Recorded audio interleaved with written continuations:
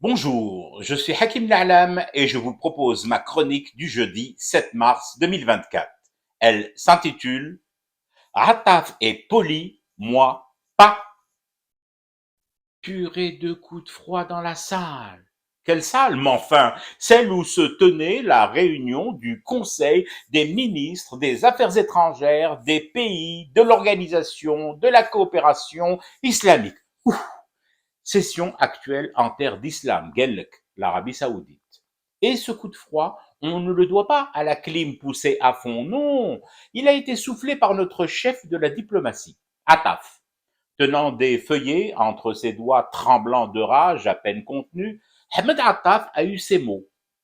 Ce texte est vide et vidé de toute sa substance. Nous en attendions le minimum au moment où le peuple frère palestinien subit les pires affres sionistes et vous venez de le vider du seul attendu d'une telle assemblée, la rupture de tout lien avec l'entité sioniste. Bon, lui, il a dit avec ses mots de diplomate, bien évidemment. Lui est poli, cultivé et professionnel. Lui est en charge d'un secteur de souveraineté hypersensible. Lui a passé les 3/4 de sa vie dans les arcanes et couloirs des assemblées planétaires et forums des pays qui composent cette planète.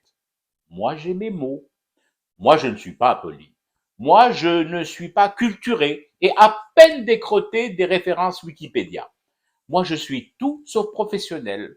Moi, je ne suis en charge d'aucun secteur névralgique, sauf celui du budget du Ramadan, charge certes lourde que je partage avec ma compagne, mais malgré tout moins pesante et sûrement bien moins stressante qu'un sommet des ministres des Affaires étrangères des pays de la coopération islamique organisé en terre sainte-nitouche.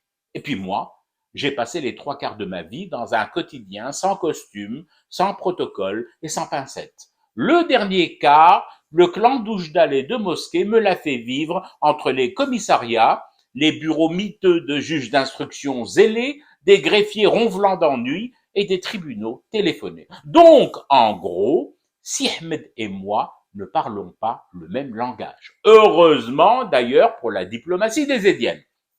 Quand Attaf dit à ses homologues du Conseil de la coopération islamique que leur résolution finale est vidée de sa substantifique moelle, moi je préfère dire ce texte est aussi épais que sont vaporeux et transparents les khamis et abeillas follement indécents que portent tous ces conseillers froufroutants regroupés en harem à Jeddah. Ce qui n'est pas pareil, j'en conviens, sans que vous ayez besoin de me torturer, ou pire, de me contraindre à supporter le sourire chafouin du chef de la diplomatie émirati.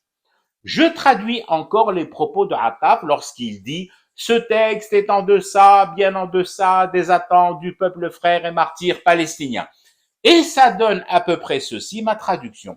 Yaoulet gda et kda, vous avez trahi la cause sacrée. Et non seulement vous avez tombé Khamis et Abayet, mais en plus, les sionistes s'essuient avec, après en avoir terminé avec vous et avec vos abattis.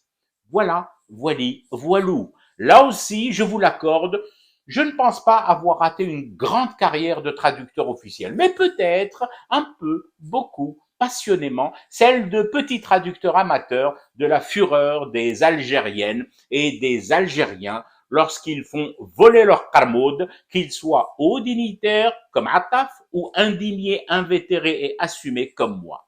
Ensemble, en haut et en bas, unis par cette même rage désédienne face aux trahisons arabes et islamiques, nous fumons du thé et restons éveillés à ce cauchemar qui continue.